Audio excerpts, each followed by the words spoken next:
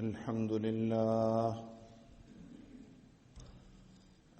لله وحده، والصلاة والسلام على من لا نبي بعده ولا رسول بعده، وعلى آله وأصحابه الذين أوفوا عهده.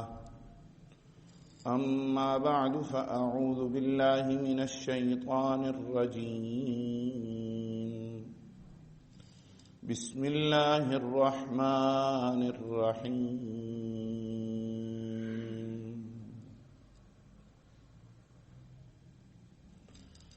يا أيها الذين آمنوا اتقوا الله وقولوا قولا سديدا. صدق الله مولانا العظيم، وبلغنا رسوله النبي الأمي الهاشمي المدني العربي الكريم، ونحن على ذلك لمن الشاهدين والشاكرين، والحمد لله رب العالمین۔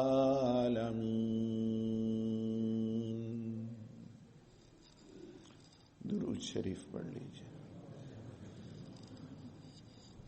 اللهم صل على سيدنا ونبينا ومولانا محمد وعلى آله وأصحابه وبارك وسلم تسليما كثيرا كثيرا۔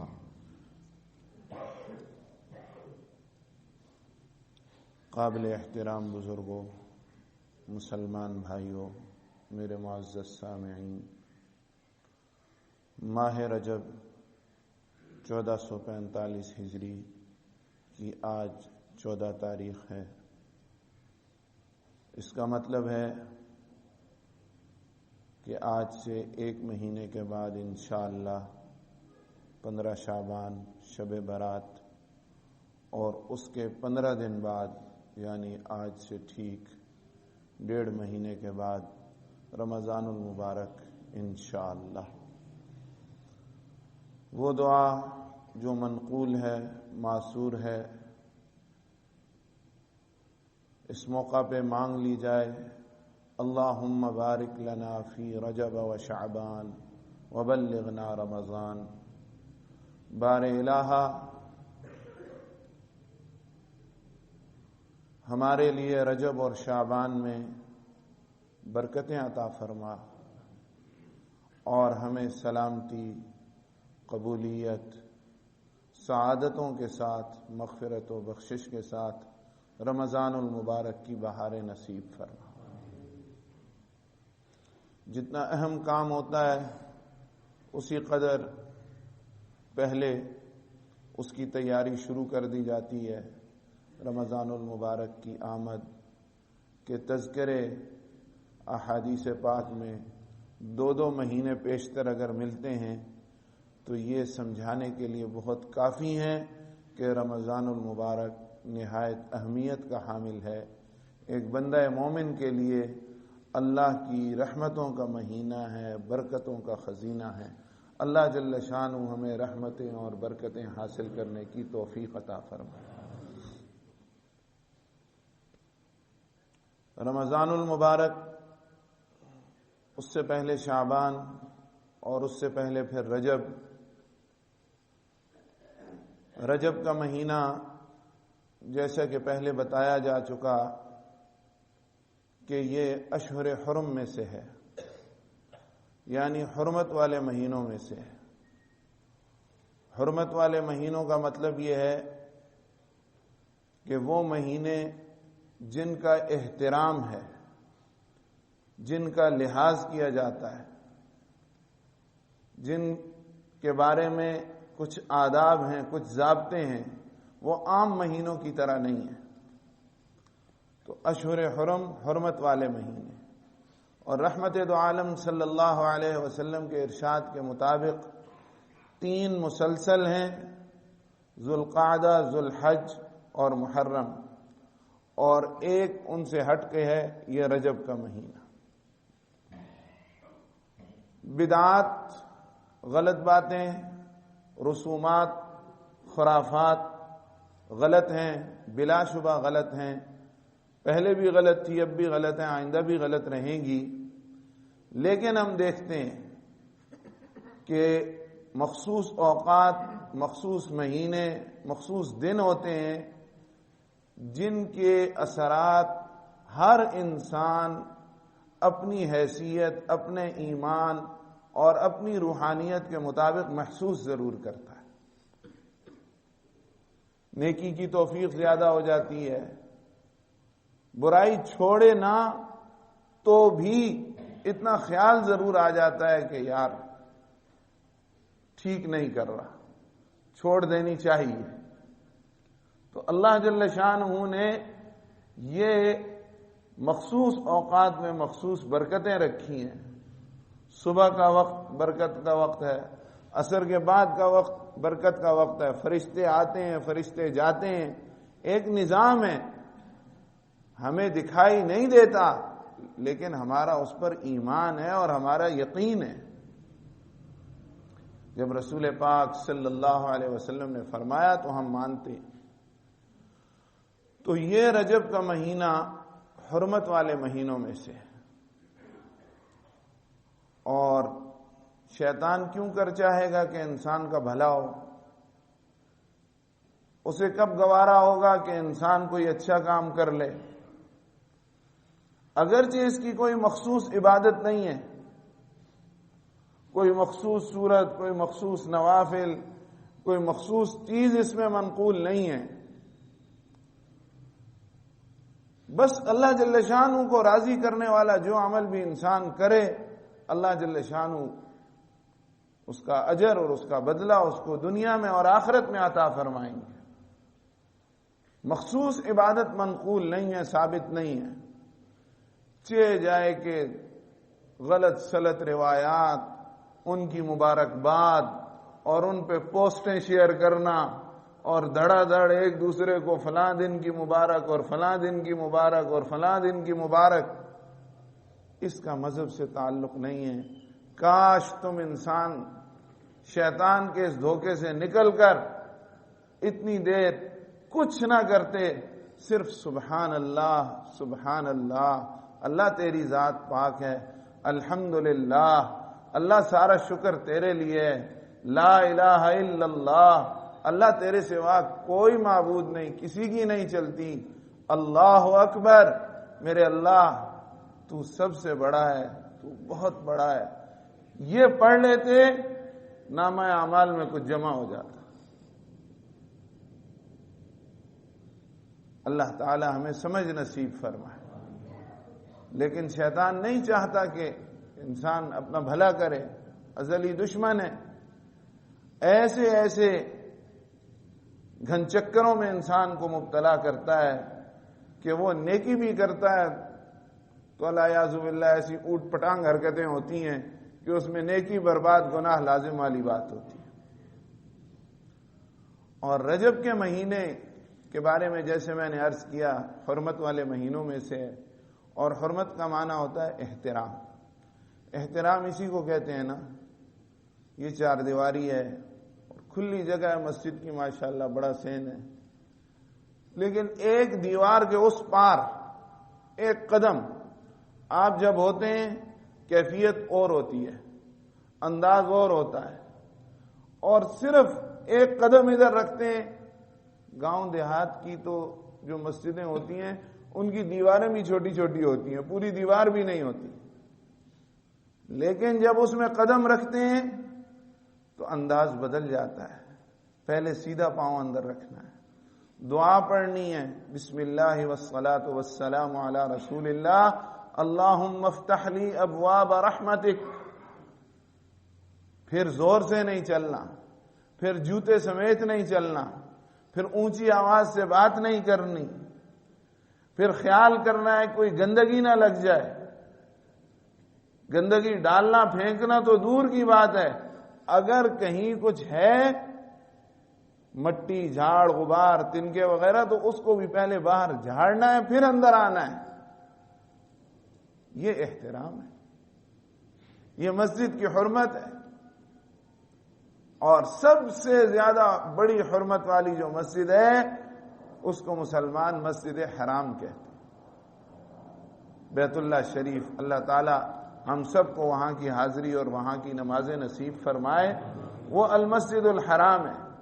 اسی طرح الشہر الحرام وہ مہینہ جو حرمت والا ہے، تو رجب حرمت والا مہینہ ہے، اور اسلام کی آمد سے پہلے، رسالت مآب صلی اللہ علیہ وسلم کی تشریف آوری سے پہلے جس زمانے کو زمانہ جاہلیت کہا جاتا ہے، اس میں باوجود کہ جاہلیت اپنی انتہاؤں کو چھو رہی تھی، انسانیت بگاڑ کی آخری حدوں تک پہنچی ہوئی تھی، لیکن پھر بھی ان کے اندر اتنا احساس اور لحاظ تھا کہ اگر وہ ایک دوسرے کے خون کے پیاسے ہو کے مہینوں سے جنگ لڑ رہے ہیں، اور باپ کا قاتل ہے ایک طرف، دوسری طرف بیٹے کا قاتل ہے، اور جنگ ہے قبیلوں میں، اور لڑائی ہے، اور جاری ہے لڑائی، حرمت والا مہینہ شروع ہو جاتا تو باز آ جاتے کہ یہ اس مہینے کی حرمت ہے، اس میں جنگ نہیں کرنی، اس میں امن ہے، اس کو امن سے گزارو، یہ گزر جائے تو اس کے بعد دیکھیں گے۔ اور اگر کرتے بھی تو قرآن شریف میں اس کا بھی تذکرہ ہے، اس کے لیے کوئی ہیلا تدبیر، کوئی ایسا راستہ بناتے، نسیح جس کو قرآن مجید نے کہا ہے، ترتیب کو آگے پیچھے کرتے، یعنی لحاظ کرتے کہ یہ اللہ تعالیٰ کا حرمت والا مہینہ ہے، احترام والا مہینہ ہے۔ لیکن آج اس کے 1500 برس کے بعد، 15 صدیوں کے بعد، وہ جاہلیت کا زمانہ ہماری نگاہیں دیکھنا مقدر تھا، اور دنیا کے ان خونخوار درندوں سے واسطہ پڑنا تھا جن کے لبادے تو انسانوں کے ہیں، جن کے ہاتھ پیر تو انسانوں کے ہیں، لیکن اندر سے انہوں نے بھیڑیے اور سانپ کو بھی مات دے دی ہے، خونخوار ہونے میں اور گندا ہونے میں۔ وہ بدتر سے بدترین درندے سے بھی آگے بڑھ چکے ہیں کہ ان کو حرمت والے مہینے کا بھی لحاظ نہیں۔ غزہ کے اور فلسطین کے مظلوم مسلمان، عالم اسلام کے ہر مسلمان کی بھرپور تائید، مدد اور دعاؤں کے بہترین مستحق اور مصرف ہیں کہ وہ اس ظالم درندے کے آگے ڈٹے ہوئے ہیں، بند باندھے ہوئے ہیں، جو اس وقت پوری دنیا میں خونخواری کا، ظلم کا، سفاکیت کا، بربریت کا، تشدد کا، بہیمیت کا، درندگی کا وہ مظاہرہ کر رہا ہے جو آج سے پہلے کسی نے نہیں کیا۔ میں نے آپ کو بتایا تھا کہ 100 دنوں میں 10,000 صرف بچے شہید ہو چکے، اور آفرین ہے ان کو کہ اس کے باوجود انہوں نے اپنے سینے سے کس کو لگایا ہے، اور اپنے سینے میں ٹھنڈ کس ذریعے سے ڈالتے ہیں، ان کی آکسیجن کیا ہے، ان کو سکون کس سے ملتا ہے؟ قرآن مجید سے۔ اطلاعات لانے والے لاتے ہیں، آپ تشریف رکھیں، ادھر تشریف رکھیں، اطلاعات لانے والے لاتے ہیں اور بتاتے ہیں کہ ان حالات میں بھی وہ قرآن شریف سے دستبردار نہیں ہوئے، دور نہیں ہوئے۔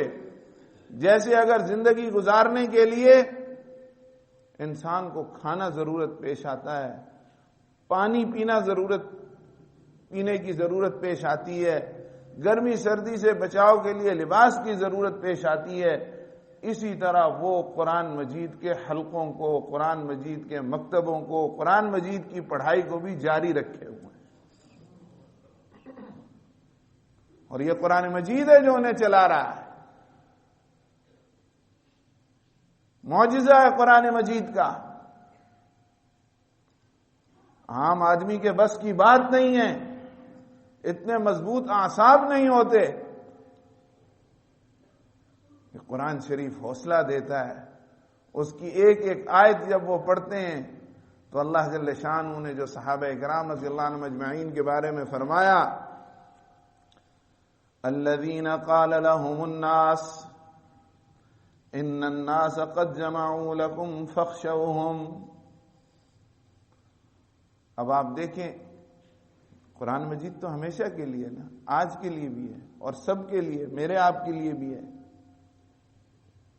یہ تو نہیں ہے کہ قرآن مجید صرف افغانستان کے مسلمانوں کے لیے یا بنگلہ دیش کے مسلمانوں کے لیے یا فلسطین کے مسلمانوں کے لیے یا سعودی عرب کے مسلمانوں کے لیے. ہر زمانے اور ہر مکان کے مسلمانوں کے لیے ہے. اس میں فرمایا الذین قال لهم الناس، اللہ کے ایسے بندے ہیں جب لوگ ان سے آ کے کہتے ہیں ان الناس قد جمعوا لكم، بہت سارے لوگ تمہیں مارنے کے لیے اکٹھے ہو گئے، تمہاری اینٹ سے اینٹ بجانے لگے ہیں، تباہ و برباد کر دیں گے، کچھ نہیں بچے گا. ان کی پشت پہ سپر پاور ہے، ان کی پشت پہ عالمی برادری ہے. یہ عالمی برادری بھیڑیوں کی برادری ہے. اس سے اگلا لفظ اگر کہا جائے تو کتوں کی برادری ہے، جو مل کے ایک چیز کو بھمبوڑنے کے لیے اکٹھے ہو جاتے ہیں، نوچ کے کھانے کے لیے اکٹھے ہو جاتے ہیں. انسانیت نام کی ان میں کوئی چیز نہیں ہے. اللہ ہمیں ان کی غلامی سے نجات دے، ذہنی غلامی سے. ویسے تو ہم آزادی کا جشن ہر سال مناتے ہیں، تو ان سے جب کہا جاتا ہے کہ یہ تم سے لڑنے کے لیے آ گئے، ان الناس قد جمعوا لكم، یہ تمہارے لیے اکٹھے ہوئے ہیں، تمہاری اینٹ سے اینٹ بجائیں گے، تمہیں تہس نہس کریں گے. فاخشوہم، ڈرو ان سے، ڈرو ان سے بچو. یہ قرآن مجید کی آیت میں پڑھ رہا ہوں، سورہ آل عمران ہے، 4 پارہ ہے، آپ خود ترجمہ پڑھ سکتے ہیں.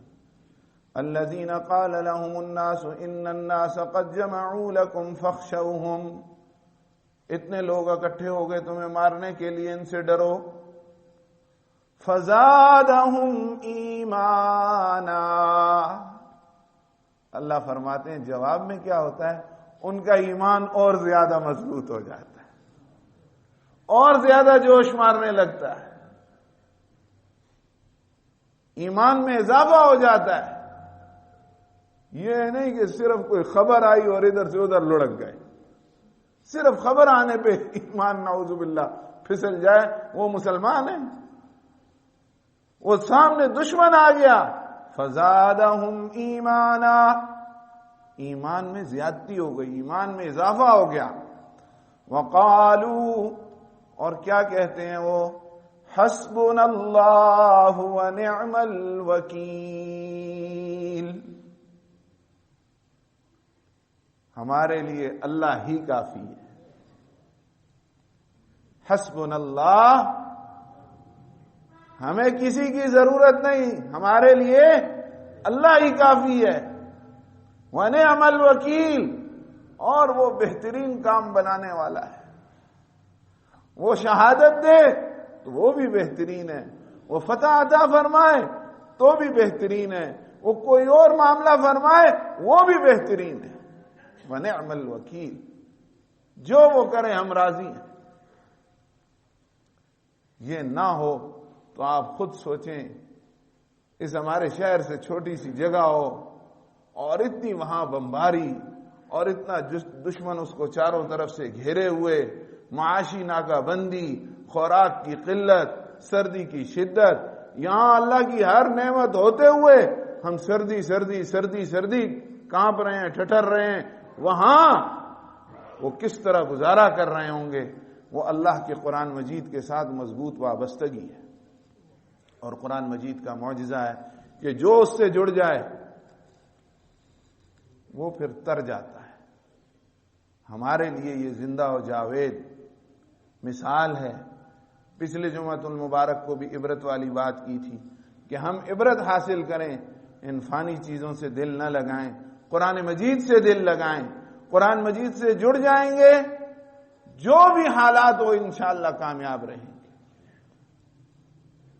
اور موجودہ حالات جو ہمارے ہاں آئے ہوئے ہیں اور 2-3 ہفتوں میں مزید آ رہے ہیں، ان میں قرآن مجید کی کیا نصیحت ہے، زیادہ تفصیل میں نہیں جاتا کہ یہ ووٹ امانت ہوتی ہے یا ووٹ گواہی ہوتی ہے یا ووٹ حق ہوتا ہے یا ووٹ وغیرہ وغیرہ وغیرہ، وہ میں نہیں کہتا۔ میں نے قرآن مجید کی صرف ایک آیت شریفہ پڑھی ہے جس میں اللہ جل شانہ فرماتے ہیں یا ایھا الذین آمنوا اتقوا اللہ، اے ایمان والو اللہ سے ڈرو، وقولوا قولا سدیدا، اور بات کرو تو ٹھیک بات کرو، درست بات کرو۔ ووٹ دینے والا بھی سچ بولے، ووٹ لینے والا بھی سچ بولے، تو میں اور آپ خوب جانتے ہیں کہ صرف RTS نہیں بلکہ یہ سارا سسٹم ہی بیٹھتا ہے آرام سے۔ یہ کاروبار چل کس پہ رہا ہے؟ سچ پہ چل رہا ہے۔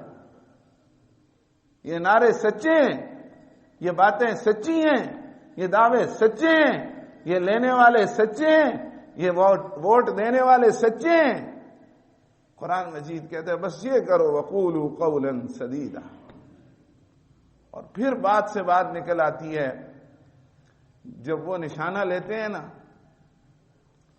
تو پھر اس وقت اللہ کے شیر ہیں، اسلام کے جانباز سپاہی ہیں، ہماری طرح وہ گانے گا کے اور ترانے گا کے اور قومی نغمے اور ان کی دھنوں پہ ناچ کر کے جہاد نہیں کر رہے۔ انہو لجہاد نصر او استشہاد، یہ ان کا ماٹو ہے کہ ہم جہاد فی سبیل اللہ کر رہے ہیں، یا اللہ کی مدد آئے گی یا شہید ہو جائیں گے۔ تو جب نشانہ لیتے ہیں نا، اللہم سدد، اللہم سدد، سدیدہ اور سدد یہ ایک ہی مصدر سے نکلے ہیں۔ یا اللہ گولی تو میں چلا رہا ہوں، اس کو ٹھیک جگہ پہ تو ہی پہنچانا۔ تو پھر اللہ پاک دکھاتے ہیں، وہ خود دنگ ہیں ٹیکنالوجی والے کی، یار ایک گولی سے، ایک چھوٹے راکٹ سے یہ ٹینک جو بمباری سے نہیں تباہ ہو سکتا، یہ کیسے دیکھتے دیکھتے آگ کا کوئلہ بن جاتا ہے۔ اللہم سدد وما رمیت اذ رمیت ولکن اللہ رما، ہم نہیں مار رہے، یا اللہ تو ہی کرے گا جو کرے گا۔ یہ قرآن مجید سے جڑے ہوئے ہیں تو یہ باتیں آتی ہیں نا۔ تو وقولوا قولا سدیدا، قرآن مجید کہتا ہے کہ صحیح بات کرو، ٹھیک بات کرو، سچی بات کرو۔ اور حدیث شریف میں دعا سکھائی گئی، اللہ پاک سے مانگو اللہم اہدنی وسددنی، یا اللہ مجھے ہدایت عطا فرما اور سیدھے راستے پہ چلا۔ وآخر دعوانا ان الحمدللہ۔